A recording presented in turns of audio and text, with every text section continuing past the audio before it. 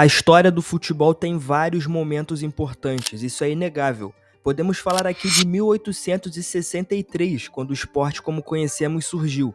Algumas pessoas podem ir mais além e falar de 1930, ano da primeira Copa. 1955, quando teve a primeira Champions League. Enfim, são imensas as datas. No entanto, para mim tem um ano em específico que mudou a história do jogo para sempre. 1956, a chegada de Pelé ao Santos. A história do esporte se confunde com a do rei, com diversos recordes e momentos memoráveis. Mas será que ele realmente foi o maior jogador da história? É isso que vamos ver hoje no auge e queda de Pelé, o brasileiro que mudou a história do futebol. Seja bem-vindo ao Analisando o Jogo, seu espaço de análises e histórias sobre o esporte. Não esquece de deixar o seu like, se inscrever no canal, ativar as notificações e, claro, deixar um comentário. Mas antes de começar o vídeo de hoje, eu queria falar da nova parceria do canal, a melhor loja de produtos esportivos do Brasil, a Esportes BHS. Galera, com mais de 49 mil seguidores no Instagram e mais de 5 mil clientes ao redor do mundo, é a loja perfeita para você comprar os seus artigos esportivos com preço muito justo. A qualidade é impecável, desde camisas retrô atuais e, claro, é extremamente segura. No site e no Instagram você encontra vários depoimentos de quem já comprou. Por lá ainda eles estão com uma promoção imperdível que é a Pague 3 Leve 5, onde você leva 2 camisas de graça. Usando o link do canal que está aqui na descrição, você tem direito a frete grátis e, claro, ainda ajuda analisando o jogo. Mas corre que a promoção é por tempo limitado, tá? Não perde tempo porque vale muito a pena. Valeu, Esporte BHS, vambora! Como eu falei, foi em 1956 que Pelé chegou ao Santos através de Valdemar de Brito, seu antigo treinador no Bauru Atlético Clube. Na oportunidade, o técnico levou o garoto de 15 anos ao Santos, já afirmando que aquele seria o maior jogador de futebol do mundo. Não errou, né? Pelé, por sua vez, impressionou o treinador do Peixe e assinou um contrato profissional em junho do mesmo ano. A princípio, começou na equipe amadora do Santos, onde marcou 13 gols em 13 jogos. A sua estreia no profissional aconteceu no dia 7 de setembro contra o Corinthians de Santo André, na vitória por 7-1. Na partida, marcou seu primeiro gol. O evento foi tão emblemático que Zaluar, goleiro do Corinthians, se identificava como o goleiro do primeiro gol do Pelé após a sua aposentadoria. A temporada de 57, por sua vez, começou com Pelé na reserva, primeiro por ser muito jovem, mas também por disputar posição com Emanuele Del Vecchio, que à época era o principal nome do ataque santista. No entanto, mesmo sendo reserva, o jogador chamou a atenção de vários times, como o Brasil de Pelotas e o Grêmio, que fizeram consultas pelo jogador. O destaque de Pelé veio mesmo no Rio-São Paulo do mesmo ano, quando foi artilheiro da equipe e começou de fato a chamar a atenção. Em julho, quando já tinha 30 gols em 18 jogos, o Santos, em conjunto com o Vasco, realizou alguns amistosos onde Pelé brilhou. Foram 5 gols em 3 partidas. A partir daí, a imprensa dizia que este era o nascimento do futuro craque da seleção. Ainda em 57, com a convocação de Del Vecchio e a sua venda, Pelé se consolidou no ataque e assumiu de fato a camisa 10. Dessa maneira, foi o artilheiro do Paulistão do mesmo ano com 17 gols e foi artilheiro do time no ano com 57. Já em 1958, Pelé brilhou e realmente confirmou as expectativas sobre ele. No Rio-São Paulo, foi artilheiro da equipe com 8 gols e recebeu pela primeira vez a alcunha de rei após partida contra o América, onde o Santos venceu por 5-3 com 4 gols de Pelé. Além disso, foi nesse ano que conquistou seu primeiro grande título com o Santos, o Paulistão. Na oportunidade, o camisa 10 marcou simplesmente 58 gols, recorde que dura até hoje. As boas atuações, claro, despertaram o interesse da Europa e a Inter de Milão tentou contratá-lo. No entanto, devido à resposta dos torcedores que ficaram revoltados com a ideia de perder Pelé, não deu certo. Já em 59, um capítulo muito importante para aquela época que é extremamente mal interpretado hoje, as excursões para jogos internacionais. Na oportunidade, o Santos viajou pela América do Sul por 7 diferentes países, e na época era normal, tá? Principalmente para o Santos, que era a grande sensação do futebol brasileiro. Portanto, as viagens, como uma espécie de exibição, aconteciam muito. Na oportunidade, foram 14 jogos com 15 gols de Pelé. Depois disso, mais uma excursão, desta vez para a Europa. Foram 9 países com 22 jogos e 28 gols do camisa 10. Um fato curioso é que na oportunidade o Santos enfrentou o Real Madrid, que era considerado amplamente como o melhor time do mundo. O time brasileiro perdeu, mas Pelé marcou o gol, foi elogiado pelo treinador do clube espanhol e chegou até mesmo a receber uma visita do presidente do clube. No entanto, por considerar Pelé muito jovem, a contratação não aconteceu. Já imaginou Pelé no Real Madrid, rapaziada? Seria épico. Enfim, depois disso o time voltou ao Brasil e disputou o Campeonato Paulista, que vocês podem estar se perguntando por que de ter tanto destaque aqui, mas é porque era a principal competição da época. Na oportunidade, o Santos ficou com o vice-campeonato, visto que perdeu para o Palmeiras no esquema de 3 jogos. Pelé, por sua vez, foi o artilheiro pela terceira vez consecutiva, com 46 gols. Foi nesse campeonato que Pelé marcou aquele que considera o melhor gol de sua carreira. Recebeu um lançamento e de costas aplicou um drible da vaca em seu marcador. Sem deixar a bola cair, deu 3 chapéus seguidos, incluindo no goleiro, e finalizou. Infelizmente não há imagens deste gol, só uma animação de computação gráfica. No fim do ano, o Santos ainda disputou a Taça Brasil, a segunda edição do Campeonato Brasileiro. Por ter vencido o Paulistão, já entrou nas semifinais. No entanto, mesmo sendo um dos melhores times do país, perdeu na final para o Bahia. Em 1960, o Santos voltou à Europa disputando 18 jogos em 7 países. Pelé anotou 24 gols. Ao fim da excursão, voltou ao Brasil para a disputa do Campeonato Paulista, onde anotou mais 34. Ao todo, no ano, foram 61 gols pelo Santos, um ano muito bom para o Rei, até que chega 1961, aquele que muitos consideram como o grande auge do Camisa 10. E o motivo é bem simples, considerando todos os jogos da época, Pelé anotou simplesmente 110 gols. Foi nesse ano, inclusive, que o Camisa 10 marcou o que é até hoje considerado o gol mais bonito da história do Maracanã. Contra o Fluminense, recebeu a bola na entrada da sua própria área, correu o campo todo, driblou 6 marcadores e ainda ao goleiro. O gol foi tão magnífico que recebeu uma placa, e a partir daí, inclusive, que surgiu a expressão gol de placa, sinônimo de golaço. Quando o Rio-São Paulo acabou, o Santos voltou à Europa, onde disputou mais 19 jogos. Na oportunidade, Pelé marcou 22 gols. Voltando ao Brasil, mais uma vez disputou o Paulistão, onde o Camisa 10 marcou 47 gols e além disso venceu pela primeira vez a Taça Brasil. E foi essa conquista inclusive que classificou o Santos para a Libertadores do ano seguinte. O ano mágico de Pelé rendeu propostas da Inter de Milão, Juventus e Milan. Na oportunidade, os valores giravam em torno de 600 milhões de liras, um recorde para a época. No entanto, as 3 propostas foram recusadas pelo Santos. O Pelé era tão grande na época que essa possível transferência gerou insatisfação até mesmo no presidente Jânio Quadros, que afirmava que os europeus estavam tentando importar o Pelé e que isso geraria o enfraquecimento da seleção brasileira, a atual campeã do mundo. Em 62, o Santos começou a temporada mais uma vez realizando excursões na América do Sul. Esse ano, inclusive, foi o de maior sucesso do Santos na Libertadores, quando o time conquistou seu primeiro troféu. O Pelé, por sua vez, ficou afastado durante alguns jogos por conta da lesão que havia sofrido na Copa do Mundo, que falaremos mais pra frente. Apesar disso, esteve presente na final contra o Peñarol, onde marcou 2 gols. Logo após o título, foi ao Mundial de Clubes enfrentar o Benfica, e esse duelo foi muito emblemático, visto que contava com 2 dos principais jogadores do mundo, Eusébio e Pelé. Era a primeira vez que os craques se encontrariam, mas não teve jeito. O Rei anotou 2 gols na ida e 3 na volta, consolidando-se de fato como o melhor do mundo. Dessa maneira, aproveitando que estava na Europa, o Santos fez mais uma de suas excursões, só que dessa vez em menor escala, foram apenas 3 jogos em 5 dias. Na volta ao Brasil, o time defendeu o título do Paulista e Pelé marcou 37 gols no torneio, chegando à marca de 500 na carreira.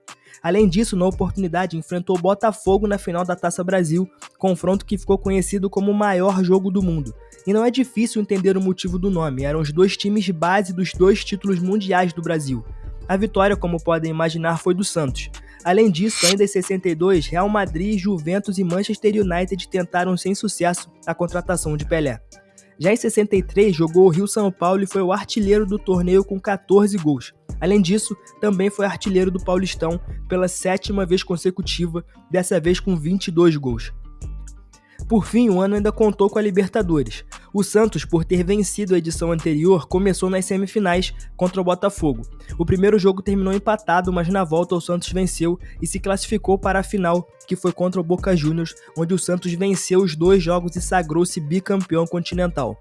Com isso, voltou ao Mundial, onde enfrentou o Milan. No primeiro jogo, derrota. No entanto, venceu o segundo e o terceiro, mesmo com Pelé lesionado desde a primeira partida, e assim conquistou o bimundial. O ano de 64 começou com a disputa da final de 63 da Taça Brasil, que teve que ser adiada por conta do calendário. O Santos, dessa forma, enfrentou o Bahia e sagrou-se tricampeão brasileiro. O Pelé foi o artilheiro com 8 gols. Depois do torneio, o time realizou mais uma excursão pela América do Sul. No entanto, sem o mesmo sucesso das anteriores. Inclusive, Nelson Rodrigues criticou as viagens e afirmou que o Santos havia virado saco de pancada. Para o cronista, o time havia deixado de ser brasileiro, visto que havia se transformado numa equipe internacional. Curioso ver que essa é uma das críticas da seleção brasileira de hoje, né? São problemas cíclicos. Enfim, voltando ao Brasil, o time disputou o Rio-São Paulo, onde aconteceu um fato curioso. A final foi decidida entre Santos e Botafogo, que estavam empatados em número de pontos. Dessa maneira, houve uma melhor de 3 para decidir. O problema é que, por falta de datas, só aconteceu uma partida que o Santos venceu e os dois times foram declarados campeões. Após o torneio, o time foi para mais uma excursão. Primeiro foi para a Argentina, com 3 vitórias e 1 derrota, e da Argentina foi à França para disputar o Torneio de Paris de futebol. No entanto, não teve sucesso e foi eliminado após perder por 3-1 para o Borussia. Pelé não participou dos jogos. O camisa 10 só voltou aos gramados no Campeonato Paulista, quando foi o artilheiro com 34 gols, a 8ª artilharia seguida. Dentre as vitórias, destaca-se o 11-0 no Botafogo de Ribeirão Preto, jogo que Pelé marcou 8 gols. Já na Libertadores, nada deu certo. O time entrou nas semifinais, visto que venceu a edição anterior, mas não adiantou de nada. O duelo foi contra o Independente, que venceu os 2 jogos e eliminou o Santos. Pelé não atuou na competição. Já na Taça Brasil, Pelé voltou de lesão e ajudou o time a conquistar o seu 4º título, com 7 gols no torneio. Em 1965, o Santos começou o ano bem, visto que venceu o torneio hexagonal do Chile com destaque claro para Pelé, que foi o artilheiro da equipe com 6 gols em 5 jogos. O jogador já estava em um patamar quase que inalcançável e após vencer a seleção da Tchecoslováquia, a vice-campeã do mundo, os jornais falavam de Pelé como um ser de outro mundo. Ainda nesse ano, teve um ótimo início na Libertadores, visto que goleou na estreia por 5-1. No entanto, caiu nas semifinais para o Peñarol, foi uma decepção. Além disso, disputou o Rio-São Paulo e marcou seu gol de número 700 na carreira. Contudo, o Santos ficou apenas com a 4ª posição. Apesar do começo sem títulos, o time de Pelé continuou e defendeu o título do Campeonato Paulista. O camisa 10, claro, foi o destaque e anotou 49 gols. Por fim, o Santos ainda venceu a Taça Brasil daquele ano. Este foi um dos melhores anos da carreira do Rei, visto que terminou com 96 gols marcados. Bom, chegou o ano de 66 e com ele mais uma excursão do Santos, dessa vez na África e na América. Pelé, por sua vez, foi o artilheiro e destaque da viagem com 11 gols em 12 jogos. Terminada a excursão, o Santos iniciou a sua campanha no torneio Rio-São Paulo, que não contou com camisa 10. Após a Copa do Mundo de 66, o Santos foi convidado para disputar o torneio de Nova York, e a abertura contou com um esperado confronto entre Santos e Benfica, ambos bases de suas seleções nacionais. O Santos, no entanto, goleou por 4-0 com uma atuação absurda de Pelé, que participou de 2 gols dos companheiros e ainda marcou 1. Após o gol, a torcida americana invadiu o campo para abraçar o camisa 10, que teve que abandonar o jogo para que a partida continuasse, sendo substituído por Salomão. A vitória santista foi encarada no Brasil e no mundo como uma vingança contra Portugal, que meses antes havia eliminado a seleção brasileira na Copa do Mundo, mas depois eu falo melhor sobre isso. Bom, pulando agora para 69, o Santos mais uma vez foi para a África, onde aconteceu um dos maiores momentos da história do futebol. Desde o primeiro contato na República do Congo, houve uma euforia inacreditável por parte dos fãs. E o motivo, claro, o camisa 10 do Santos. Apenas a presença de Pelé era necessária para paralisar todos os locais do continente. E o maior exemplo disso aconteceu na Nigéria. Inicialmente não haveria jogo, visto que o local encontrava-se envolto em uma guerra civil. No entanto, houve um acordo para realizar a partida quando o Santos já estava em solo africano. O jogo foi cercado por muita expectativa e interesse, com a imprensa local noticiando o confronto como o maior acontecimento esportivo dos últimos anos. A partida contra a seleção do estado do Centro-Oeste seria realizada em Benin. Como o local se encontrava na fronteira da região separatista de Biafra, um cessar-fogo teria sido negociado entre a Nigéria e as forças separatistas para que o jogo pudesse ocorrer. Histórico.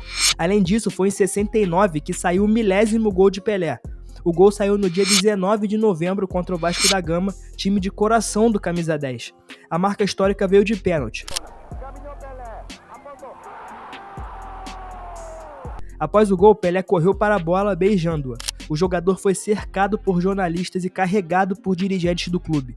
O jogo ainda foi suspenso por 20 minutos e Pelé deu uma volta olímpica no estádio com uma camisa do Vasco que tinha o número 1000 nas costas. Já em 1970, o Pelé ameaçou sair do Santos após notícias de que a próxima renovação contratual teria um desconto em suas luvas. O motivo seria um suposto débito do jogador com seu clube. Apesar disso, não houve nenhuma ruptura e o camisa 10 continuou no clube paulista. Já em 71, Pelé disputou a sua 10ª partida em Paramaribo, capital de Suriname. Até então, apenas 3 jogadores na história tinham atingido tal marca: o goleiro Levi Yashin, o ponta inglês Stanley Matthews e o atacante brasileiro Arthur Friedenreich, que inclusive vale um vídeo por aqui, tá? Já no ano de 1974, após a 19ª temporada de Pelé com o Santos, o camisa 10 decidiu deixar o clube e se aposentar do futebol brasileiro como um todo. No entanto, em 75 assinou com o New York Cosmos. Na época, a negociação foi algo grande, visto que para convencer Pelé e o governo brasileiro, o secretário de Estado dos Estados Unidos enviou um telegrama ao chanceler do Brasil pedindo ajuda para convencer o jogador. O secretário entendia que a contratação contribuiria para estreitar as relações entre os países. O Cosmos, dessa maneira, anunciou oficialmente a contratação de Pelé no dia 10 de junho de 75. E apesar de já ter passado do seu melhor momento, Pelé foi indiscutivelmente um dos responsáveis pelo aumento do interesse do público no futebol dos Estados Unidos. O exemplo disso é a média de público da liga, que em 74 era de 10 mil torcedores por partida, e em 75, com Pelé, o Cosmos teve média de 34 mil. Por fim, no dia 1º de outubro de 77, Pelé encerrou a sua carreira em uma partida exibição entre o Cosmos e o Santos. Dessa maneira, chegou ao fim um dos capítulos mais bonitos da história do futebol mundial. Mas em relação à seleção brasileira, como que foi a passagem do Pelé? Vamos descobrir. Lembra que eu falei que lá em 57 o Santos, em conjunto com o Vasco, realizou alguns amistosos e o Pelé se destacou? Pois bem, foi isso que o levou para a seleção brasileira pela primeira vez. Na oportunidade, Pelé foi convocado para jogar a Copa Roca, o atual Superclássico das Américas. O jogador, que usou a camisa 13, estreou pelo Brasil no dia 7 de julho de 57 e logo de cara marcou seu primeiro gol. A atuação de Pelé foi elogiada pelo Jornal dos Esportes, que afirmou que o jogador deu um alento novo aos companheiros. Dessa maneira, esperava-se o jovem como titular no segundo jogo, e foi o que aconteceu. Pelé começou utilizando o número 8 e novamente marcou o gol. O Brasil venceu por 2-0 e foi declarado campeão. Portanto, a Copa Roca foi o primeiro título internacional de Pelé e o seu primeiro com a seleção brasileira. Depois disso veio a Copa do Mundo de 58, que muitos aguardavam a convocação do jovem Pelé. O fato interessante é que antes da convocação final, a CBF, na época CBD, contratou um psicólogo para avaliar a inteligência e equilíbrio dos jogadores. Pelé marcou 68 dos 123 pontos possíveis. O psicólogo que realizou os testes, por sua vez, recomendou que a comissão não levasse Pelé, afinal ele ainda era muito infantil e não possuía senso de responsabilidade. No entanto, a recomendação não foi seguida e o Pelé integrou o elenco que iria para a Suécia disputar o Mundial. Ainda bem. Foi nesse torneio, inclusive, que Pelé começou a usar a camisa 10, que foi para ele de maneira aleatória, visto que a FIFA que acabou escolhendo a numeração do Brasil. Enfim, Pelé só começou a ser utilizado na terceira partida do Mundial, já que começou na reserva e foi ganhando espaço aos poucos. O jogador foi fundamental desde o começo, visto que deu assistência logo em sua primeira participação. E no jogo seguinte, marcou o gol da vitória contra o País de Gales. No entanto, sua atuação na competição veio realmente na semifinal contra a França, quando marcou 3 gols e levou o Brasil à final da Copa do Mundo. Por fim, na final, como todos sabem, marcou 2 contra a Suécia e garantiu o título mundial para o Brasil. A emoção foi tão grande na oportunidade que o camisa 10 desmaiou após o apito final, precisando ser reanimado por Garrincha. A imprensa proclamou Pelé a maior revelação da Copa e ele recebeu a bola de prata como o segundo melhor jogador do torneio, atrás de Didi. Agora, a Copa de 62. É importante dizer aqui que vamos passar pela carreira de Pelé na seleção falando sobre os mundiais, já que são os capítulos mais importantes do Rei com a Amarelinha, tá? E aqui foi o primeiro capítulo triste de fato. Na teoria, essa era a Copa do Mundo de Pelé. Afinal, já era amplamente considerado o melhor do mundo. E logo no começo percebia-se isso, visto que no primeiro jogo deu uma assistência para Zagallo e ainda marcou um gol. No entanto, Pelé se machucou logo na segunda partida após tentar um chute de longa distância contra a Tchecoslováquia. Dessa maneira, o camisa 10 ficou fora de todo o resto da competição e forçou o treinador a fazer sua única mudança de escalação no torneio. O substituto foi Amarildo, que teve um bom desempenho na competição. Só que quem realmente assumiu o papel de líder e levou o Brasil ao bicampeonato foi Garrincha. Inclusive, em breve teremos um vídeo sobre ele por aqui, tá? Deixa aí nos comentários se você gosta da ideia. Em 66, Pelé já era o jogador mais famoso do mundo e chegou no Mundial com muita expectativa, principalmente pelo elenco que o Brasil tinha, com nomes como Garrincha, Gilmar e Djalma Santos, mas com a adição de outras estrelas como Jairzinho, Tostão e Gerson. Era um timaço. No entanto, mais um episódio triste. A Copa do Mundo de 66 foi marcada por faltas graves em Pelé que o deixaram ferido pelos defensores tanto búlgaros quanto portugueses, o que o tirou de certa forma do torneio. Diante de uma arbitragem ruim e adversários que buscavam lesionar o camisa 10 em todo momento, Pelé não conseguiu desempenhar e viu o Brasil ser eliminado. O jogador afirmou que a eliminação na Copa de 66 foi a maior tristeza da sua vida e após o jogo anunciou que não jogaria mais a Copa do Mundo. Por fim, o último Mundial de Pelé, 1970.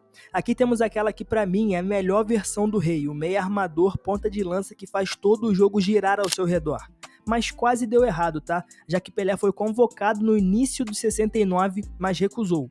Um dos motivos era justamente o seu posicionamento. Pelé queria jogar mais recuado, participando mais efetivamente do jogo, enquanto João Saldanha entendia que seu melhor lugar era mais avançado. O treinador chegou inclusive a colocar Pelé na reserva e o atrito só aumentava. Contudo, faltando 2 meses para a Copa, Saldanha foi demitido e em seu lugar foi contratado o jovem Zagallo com apenas 3 anos de carreira como treinador. Bom, para saber mais sobre a minha opinião sobre a seleção de 70 e a Copa como um todo, eu recomendo meu vídeo onde eu dei a minha opinião sobre todas as finais de Copa do Mundo. Enfim, esse foi o último Mundial de Pelé, onde teve 6 assistências e 4 gols, absurdo que ele fez, o melhor na minha opinião. Pelé, por fim, decidiu se aposentar da seleção brasileira em 71. Sua despedida aconteceu em 2 jogos, um em São Paulo, no Morumbi, e outro no Rio de Janeiro, no Maracanã. A primeira partida em São Paulo contra a Áustria foi em 11 de julho e terminou empatada em 1-1 com um gol brasileiro marcado por Pelé, o seu último vestindo a camisa da seleção brasileira. A última partida de fato foi em 18 de julho contra a Iugoslávia no Maracanã. Como aconteceu em São Paulo, Pelé atuou apenas no primeiro tempo e deu a volta olímpica no intervalo da partida. Como eu falei no começo, a história do futebol se confunde com a de Pelé e vai continuar sendo assim até o fim dos tempos. Pelé deixou de ser um atleta e passou a ser quase que uma entidade dentro do esporte. E com todo o mérito, tá? Estamos falando aqui de um atleta que realmente mudou o rumo do futebol. Existe um antes e depois do nosso eterno rei. E por mais que você ache que ele não é o melhor tecnicamente, que outros estão à frente, como Ronaldinho, Messi, Maradona, CR7, enfim, isso é subjetivo. Você pode ter a sua opinião. Mas o posto de maior da história, ninguém vai tirar. Ninguém tem 3 Copas, e mesmo que tenha, ainda não será o bastante, porque ninguém mudou o esporte como Pelé. Pelé não apenas faz parte do futebol, ele foi o futebol, e por isso jamais será esquecido. Mas e você, o que acha? Na sua opinião, Pelé realmente foi o maior de todos os tempos ou nada disso? Deixe aí nos comentários a sua opinião, que é muito importante por aqui. Além disso, não esquece de deixar o like, se inscrever no canal, ativar as notificações e, claro, conferir o link da Esportes BHS na descrição do vídeo, a melhor loja de artigos esportivos do Brasil. Em breve teremos sorteios de camisa uma vez por mês por aqui também. Muito obrigado pela parceria. Esse foi o Analisando o Jogo, seu espaço de análises e história sobre o esporte. Até a próxima.